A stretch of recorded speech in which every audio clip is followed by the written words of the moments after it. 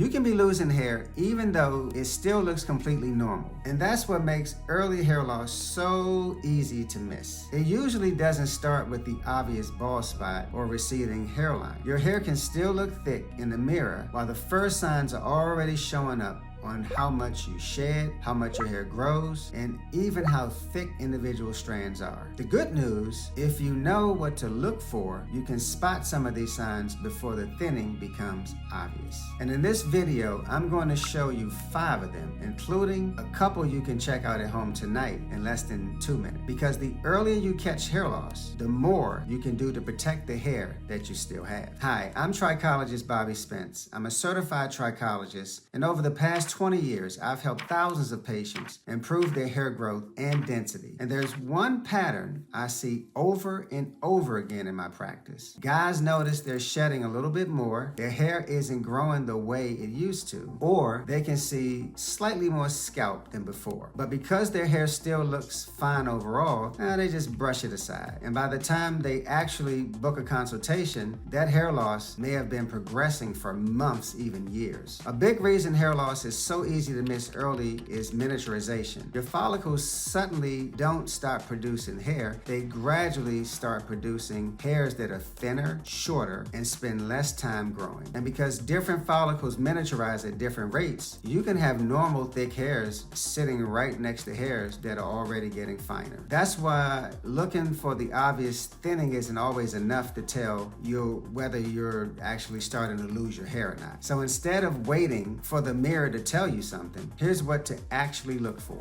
A good place to start is shedding, but not in the way most people think about it. Losing hair every day is completely normal. Your body sheds somewhere around 100 hairs daily, just as part of the normal cycle. So seeing a few strands on your pillow doesn't mean anything on its own. What I usually tell patients to do is this. If you have darker hair, sleep on a white pillowcase for a few nights, and similarly, if you have lighter hair, use a darker pillowcase in the morning. Take a look at the pillowcase. Same thing for when you are in the shower. If you're consistently landing somewhere around 20 to 40 hairs a day, that's outside of the normal range and is worth paying attention to. This, of course, doesn't automatically mean permanent loss. Stress, diet, even a new medication can cause temporary shedding too. But it's telling you something has changed, and this should be taken very seriously. This takes me to the second sign, which is more suitable than the first. And I say most people don't catch it by themselves. Basically, what happens is that when the follicle starts miniaturizing, 2 things happen at the same time. The new hair grows a little thinner compared to the last one, and it spends less time in its growth phase, which means it stopped growing sooner and shed sooner. So if your hair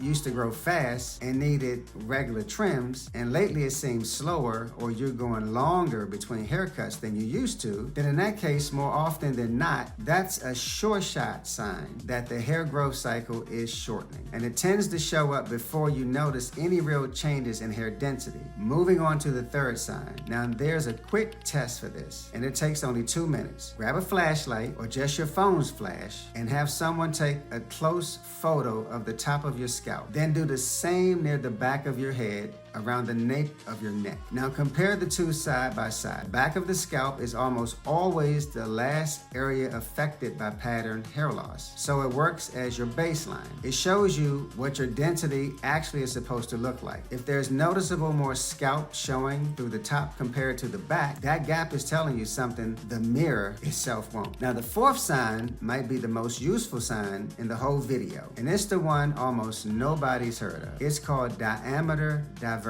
In healthy hair, most of your strands are roughly the same thickness, but once miniaturization starts, it doesn't hit every follicle at the same time or at the same rate. So you end up with a mix. Some hairs still in full thickness, while others are noticeably finer, growing right next to each other. Next time you're in the shower, grab a few of the hairs that naturally came out and roll them between your fingers. If they feel about the same, that's a good sign. If some feel clearly finer or weaker than the others, that's often one of the earliest physical clues of miniaturization, and it can show up long before your hair ever changes. The last sign isn't something you'll find in the mirror. It's something you'll find by looking at your family. I always tell patients to check both sides, not just your mom's dad, like the old myth goes, but your dad's side too. Look at the pattern: an M-shaped hairline, a thinning crown, a horseshoe around the back and the sides. If that keeps showing up across your relatives, your odds of following a similar path go up. Now, this doesn't mean it's set in stone, but genetics set the odds. However, yes, the timeline and how severe it gets still varies a lot,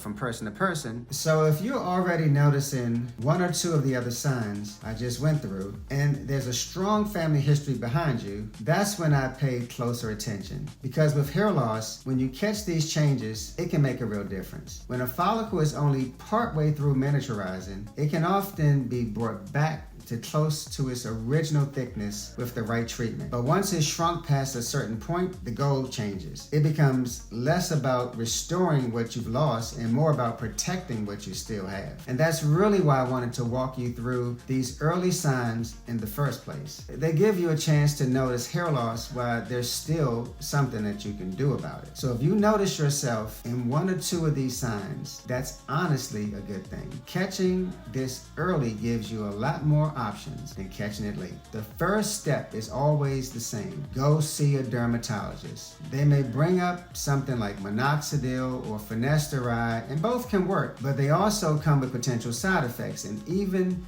plenty of you would rather not put a drug into your system if you really don't have to. If that's you, laser therapy is worth a look. It's a non-invasive, drug-free treatment, and it's something I get asked about constantly. But there's a catch. Most people who try it don't actually get the results they should. And it's almost never because the technology doesn't work. It's because they're using it wrong or using the wrong one entirely. So I put together a separate video covering 10 things no one tells you about laser helmets, but really should, where I cover the myths, the mistakes I see the most, and the details that end up making or breaking your results. It's right here. Go watch it next.